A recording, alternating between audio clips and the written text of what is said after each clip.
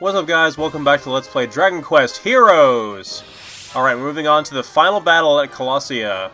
So, time to go inside the Colosseum and see what awaits us. And this is actually a pretty tough fight. The first really challenging fight of the game. So I would definitely emphasize, if you guys wanted to do some level grinding before coming here, I would highly recommend it.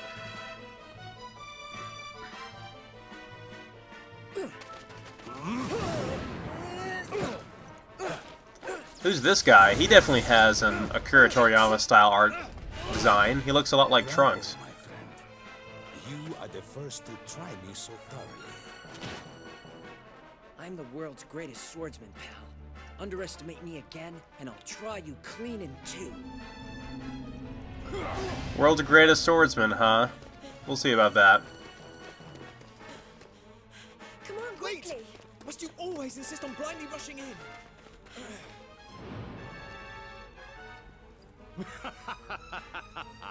And I thought you brave. Will you not introduce me to your friends? What if I knew him? I work alone, pal. Well then, it will be my pleasure to send them on their way.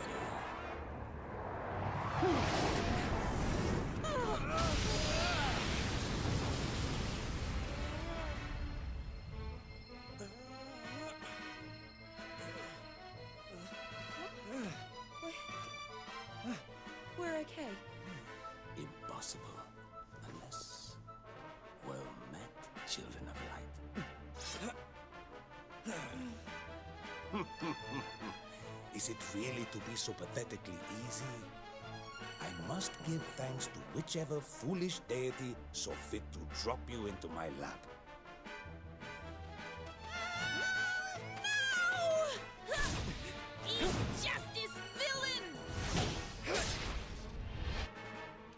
Oh, that's so cool. Two of my favorite characters. Know this, lightlings. Now that I have found you, your days are numbered.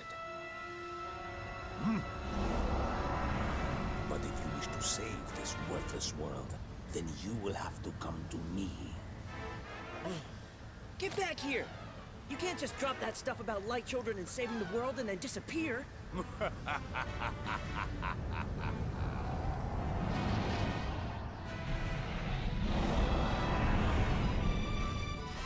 Whoa, that looks dangerous. Great. Thanks for nothing. Stay out of my way, okay? I don't need your help. These guys are mine. Wait! Sure. You get yourself killed. An average swordsman might, but I sense that he is nothing of the sort, nor is he our friend, for now at least. In short, his welfare is none of our concern. Our priority remains... Shut up, will you? I'm gonna help him, whether you like it or not. But wait! Alright, so we got our first glimpse of the game's actual villain there, and judging by the fact that this is a Koei Tecmo Omega Force game, it looks just like Oda Nobunaga, unsurprisingly, and even has the mustache to go with it, so it's a Nobunaga for now. We'll see who it actually is later on. So time to introduce a brand new character. So this is Terry. Terry is from Dragon Quest VI, and he is overpowered as shit in this game, so we will see exactly how overpowered he is later on when we get to play as him. But in the meantime, we have a very tough fight. So I mentioned at the beginning, before we got into that cutscene, that you may want to consider doing some level grinding for this. I didn't really grind it for any levels necessarily, but I did go ahead and do some off-screen. I did go ahead and do the refights off-screen. So this fight is going to be extremely difficult, but having Terry actually makes this a lot easier when you're able to play as him. So for now, and I'll explain why when we actually get around to controlling him. But for right now, it's just the three of us. I brought along Elena and Kiro. Elena can deal obscene amounts of damage to a single target, as we established, and Kiro can cast Kabuff, which will make us withstanding these enemies' attacks a lot easier. So we have 3 KM002, which are a type of killing machine, and they're all basically mini-bosses. We'll be fighting a lot of these guys much later on. They have a variety of different attacks, including various different sword swings, including a 360-degree whirlwind attack, which can hit you from quite a great distance. They have a crossbow that they shoot at you. They have a laser cannon in the center that sweeps like that, and they also have individual shots they fire from their eyes, like so. And as you can see, I'm able to dodge that pretty easily. I'm critical health right now, so I definitely have to swap over. So I'm kind of keeping the characters swapped so I can keep a lock on these guys and see where they're shooting those projectiles. Oh, that sucked. Yeah, as you can see, those things deal quite a bit of splash damage. They're like rockets coming right at us. Great, one jumped right in front of me as I'm trying to revive my betrothed.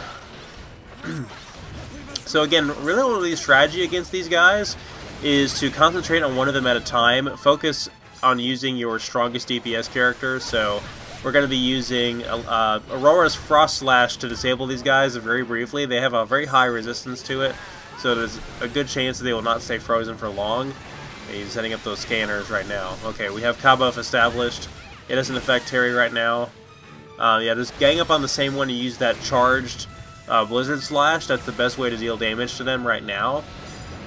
With Elena's Divide and Conquer and Multi-Fist is also a pretty good way to deal with that, but she's just so squishy that I kind of want her to stay away from any damage. And also, if you do manage to get the thing stunned and you use Elena's charged, or her charged fists, that's another really good strategy. Lucius is still low in health here, but he does have Zap, which is another ability I showed getting for him off screen a little bit earlier in the game. So with Zap, we can hit him with a Thunderbolt, which will disable him because he's a machine-type enemy. So Zap is finally showing its uses, even though we got it several videos ago. So that's really nice. And if you have the upgraded forms of Zap, if you hold down on the circle button when you cast it, you can charge it up to its next level form, which would be like Zapple and Kazap, I believe, or Kazapple.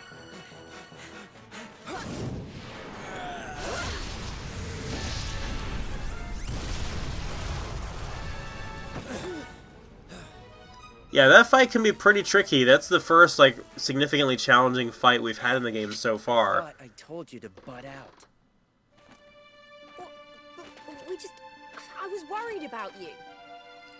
There's just no way you could have beaten them on your own. Correction. There's no way you could have beaten them on your own. You weren't wrong about him not being our friend. No. Nor was I wrong about his exemplary skill with a sword. He may be too reckless to prosper on his own. However, with my strategic insight, his martial prowess could be... Are you done talking like you know me? Whatever you think you know, you don't. Now, boys, it's clear you're both prize specimens. I'd love to invite you back to the lab and take your measurements, but there's no time. Isla's chimed in here to end this dig-waving contest. Super Swordsman. We've heard all about how good you are at waving. A literal axe sword around, swinging contest but at that. Who exactly are you? Let's just say I'm someone who's looking for something. Someone who somehow ended up here, in your world, trying to find it. Another visitor from a realm beyond our own. Well now, isn't that a queer coincidence? Friend, we humble few journey on a righteous quest to free towns such as this from monstrous occupation. Noble warrior, will you lend your seasoned sword arm to our cause? An ally of your standing would surely bring much in the way of confidence. It's a little out of the blue, but what the hell? This whole Children of Light thing's got me wondering, so sure, I'll tag along, for now. Name's Terry, by the way. Don't make me regret this. Alright, more party members. So we have Terry now. And like I said, Terry is going to be a staple character for the rest of the game because he is very powerful. He's kind of squishy as well, like compared to Aurora and Lucius at least, but he has essentially the same combat sandbox as them. Except that he has a couple of extra moves that are really, really abusive. Not only for damage, but also for getting around. He's essentially our speedrun character, and I'll be talking about that probably in the next video when we finally get to play as him. So in the meantime, I'm going to go ahead and adjust my setup. After completing that mission, we've completed Colossia, so there's a new main quest available to us. But there's also some side quests available to us, which I'll be partaking in right now. So there's 3 new orbs available. I think I want to get some chainmail orbs. Probably for our characters that have low defense. Let's go ahead and give that to Elena. Yeah, she still doesn't have nearly as much defense as the other characters, but she can't equip a shield or anything like that, so... See you soon.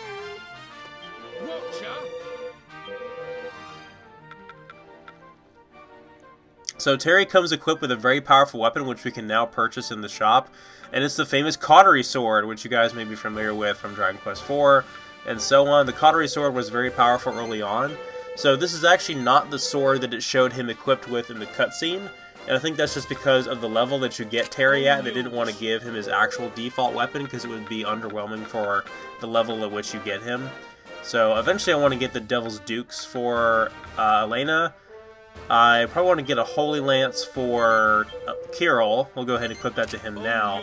But yeah, the Cautery Sword is really, really good, so I'm going to be getting a couple of those for all of my Knight-type characters that have the exact same combat style. So Aurora, Lucius, and Terry. Terry's already got one. And eventually, that's going to last us for a majority of the game too. Eventually we will get a better sword, but the Cautery Sword is going to be good for quite some time. So we gotta go over here and talk to Isla in order to progress the plot. I'm keeping in a lot of the scenes that are really important, but I'm skipping over some other things. So let's go ahead and talk to these people over here. So these are some new options that are now open to us. Oh, she's cute. I like her hair.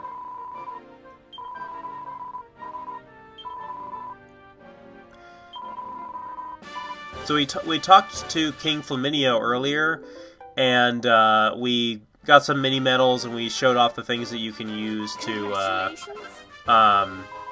you can use mini medals for. Now over here at the accolades booth, we can receive mini medals from completing certain commendations from within the game. So these are almost like a built-in trophy or achievement system for the game, and you go here to unlock your accolades, and then you get mini medals or other rewards for them, usually mini medals. So we're going to go ahead and claim, I'm going to claim the rest of those off-screen as to not waste your time, but I just want to give an example of what that's like. And then here's my favorite new thing that's opened up, which is the side quests. So these are essentially random jobs you can just go ahead and take. You can take on up to 8 quests at a time, and you can turn them in. If you already have the requirements to complete a quest already, it'll show that on the job description there.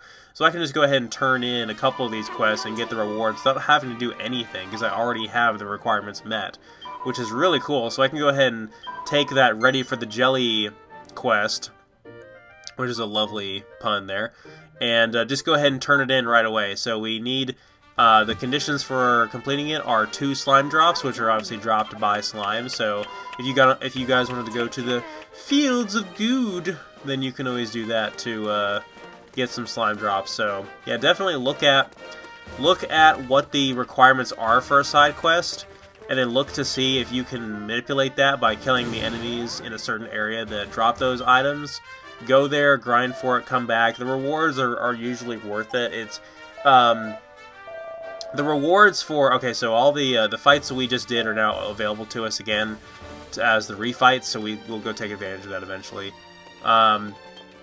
So let's go ahead and check our mail. I know we talked about this earlier, but you can actually unlock various side quests through the mail system, and you can also you can unlock story missions through it, as we did just here. It's very, very infrequent, but occasionally you'll need to check your mail to advance the plot.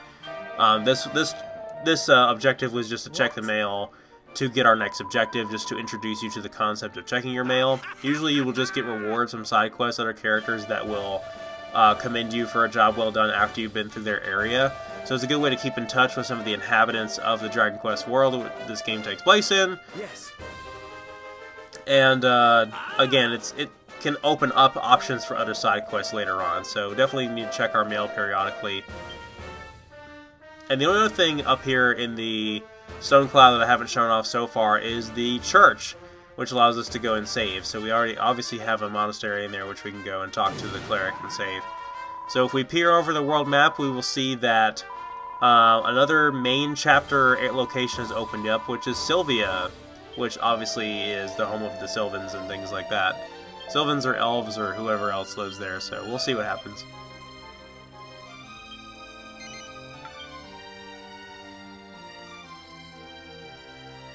Okay, so I'm not bringing Terry along for this fight. The last thing that you guys saw with me in the Stone Cloud there was all one take, so I didn't go and edit Terry into my party or anything like that. I just equipped the new gear that I got for my current party members, and I'm going to be taking them in. The main thing is I want to get some more experience on Kirill in case I need to use him later in the game. And then I'll probably switch over to Terry and be using him quite a bit for his efficiency in combat. I won't need any levels on him because since he's a new character, he will not require any levels for a while. All the new characters we get in this game start out at a higher level than what your current characters are, which is pretty nice. So I went ahead and used Kabuff as Kiro. We're going to be using him quite a bit in this fight. Anyway, to explain what I was saying before about the side quests, some of the rewards you get for completing the side quests are really, really good because you can get things that will increase your maximum inventory space for just trash loot and, well, good consumable loot as well for the alchemy pot, which is really important. Side quests will reward you for increasing your maximum amount of slots for your monster minions as well. So I think you can also increase your maximum purse so you can hold more money. Like, the rewards for those side quests are really, really good. So I highly recommend doing that every single time you complete like a major chapter or even some minor ones. Go back in, see what's available, and complete all the side quests that you can. I completed most of them, but a lot of the side quests I'll be doing off screen. I may just turn them in on screen so you guys get to see what they are. But I won't be going out of my way to do many of them unless it's required by the game. Which there will be a few coming up pretty soon, which I'll show off, so. Definitely abusing Kirill's Thunder Thrust there to take out some of these tougher enemies. We have a new enemy type, which we have just obtained a medal for, which is Chimeras. So Chimeras in this game are not the typical fantasy Chimeras that you anticipate. They're actually just little flying enemies that are really annoying. This battle is sort of to not only establish Sylvia, but it's also to establish some of these different enemy types. And the Chimeras play a heavy role in Sylvia. Oh, look, an enemy Heal Slime. But the Chimeras are small flying enemies that avoid your attacks on the ground pretty easily. And they can be spawned as Maw Keepers, which is really aggravating. That's kind of what we just saw there. So here's the new enemy type. This is a Hunter Mech, which is essentially a watered-down version of the MC002 enemies we fought earlier in the video. So this is more of a standard enemy with the exact same abilities. He even has a Frost Slash of his own. Look at that. That's really cool. Using our own ability against us. We got another new marshmallow there, which is a Grenade, which is going to Asplod. He didn't do it. He tried, but he just crumbled into bits, which is the same. He was going to Asplod and hopefully damage the, that makes him a, not a sentry, but a, what's the other one? The one that's not a sentry, I can't remember the name of it, the different type of monster metals. Anyway, the Hunter Mech should be easily dispatched with our charged Thunder Thrust and things like that. Hero was definitely the MVP here. I'm glad I got a full battle to show him off completely without swapping anybody else. He really deserves that screen time because I'm definitely liking him more and more as a character in this run through the game than I did in my previous run. Good job, Hero. Dedicate victory to Wanderer Sarevna.